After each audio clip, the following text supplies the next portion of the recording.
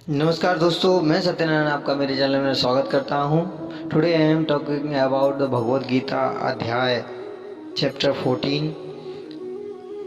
नमस्कार दोस्तों, मैं सत्यनारायण आपका मेरे चैनल में स्वागत करता हूं। आज मैं आप लोगों को भगवद गीता के 14वें अध्याय के सार के बारे में बताने वाला हूं। इससे पहले मैं आप लोगों को बता दूं कि भगवद गीता वह पवित्र ग्रंथ है। यह श्री कृष्ण के मुखारविंद से निकली हुई वह वाणी है जिसको सुनने मात्र से ही मनुष्य का कल्याण होता है। और ये यदि आप मेरे चैनल पर पहली बार आए हैं तो कृपया करके लाइक और सब्सक्राइब का बटन जरूर प्रेस करें।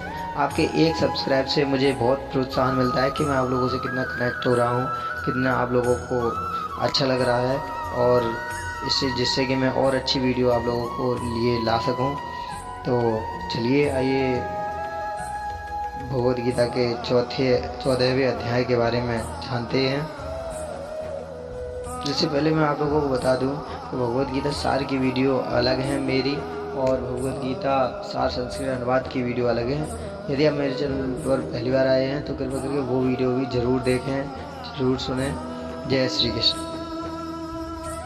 श्री महादेव जी कहते हैं, पार्वती, अब मैं भावबंधन से छुटकारा पाने के साधन भूत 14वें अध्याय का महात्म्य बतलाता हूँ। तुम ध्यान देकर सुनो। सिंगल द्वीप में विक्रम बेताल नामक एक राजा थे।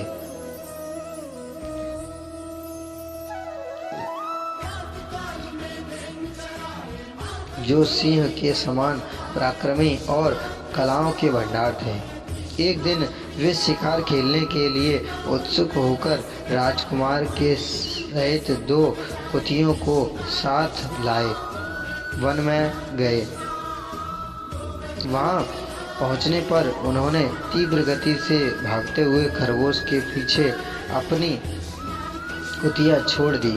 उस समय सब प्राणियों के देखते देखते खरगोश इस प्रकार भागने लगा मानो कहीं उड़ गया है।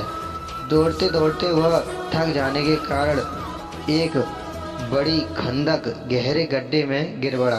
गिरने पर भी वह कुतिया के हाथ नहीं आया और उस स्थान पर जा पहुंचा जहां का वातावरण बहुत ही शांत था।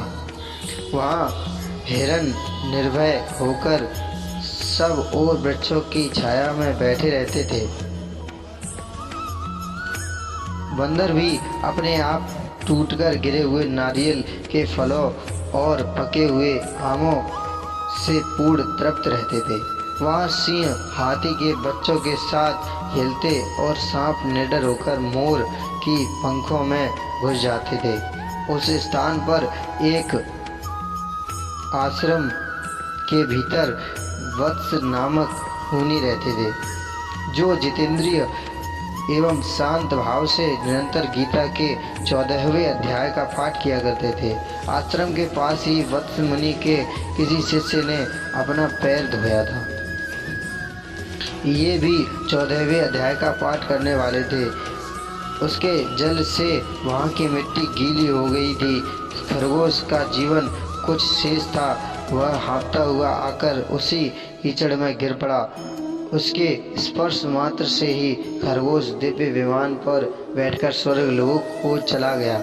फिर कुतिया भी उसी का पीछा करती हुई आई। वहाँ उसके शरीर में कुछ कीचड़ के छींटे लग गए।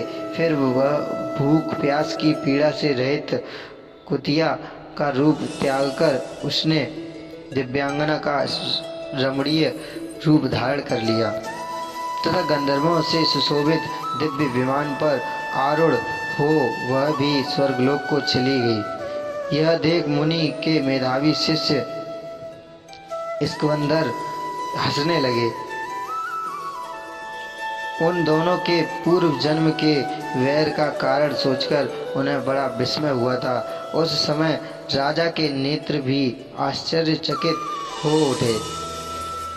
उन्होंने बड़ी भक्ति के साथ प्रणाम करके पूछा, विप्रवर, नीच योनि में पड़े हुए दोनों प्राणी कुतिया और खरगोश ज्ञानहीन होते हुए भी जो स्वर्ग में चले गए, इसका क्या कारण है? इसकी कथा सुनाइए।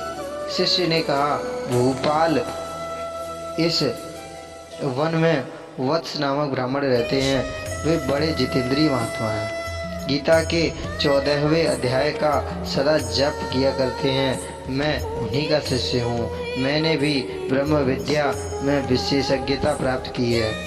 गुरुजी की ही भांति मैं भी 14वें अध्याय का प्रतिदिन जप करता हूँ। मेरे पैर धोने के जल में लौटने के कारण यह खरगोश कुतिया के साथ ही स्वर्गलोक को प्राप्त हुआ है। अब मैं हंसने का कारण बताता हूँ। महाराष्ट्र में प्रयोदक नामक महान नगर है। वहाँ केशव नामक एक ब्राह्मण रहता था जो कपटी मनुष्यों में अग्रगण्य था। उसकी स्त्री का नाम विलोभना था। वह स्वच्छंद विहार करने वाली थी। इससे क्रोध में आकर जन्म भर के वैर को याद करके ब्राह्मण ने अपनी स्त्री का वध कर डाला और उसी पाप से उस खरगोश को योनि में जन्म मिला। ब्राह्मणी भी अपने पाप के कारण कुतिया हुई। श्री महादेव जी कहते हैं, यह सारी कथा सुनकर श्रद्धालु राजा ने गीता के 14वें अध्याय का पाठ आरंभ कर दिया। उससे उन्हें परम गति की प्राप्ति हुई। जय श्री कृष्ण।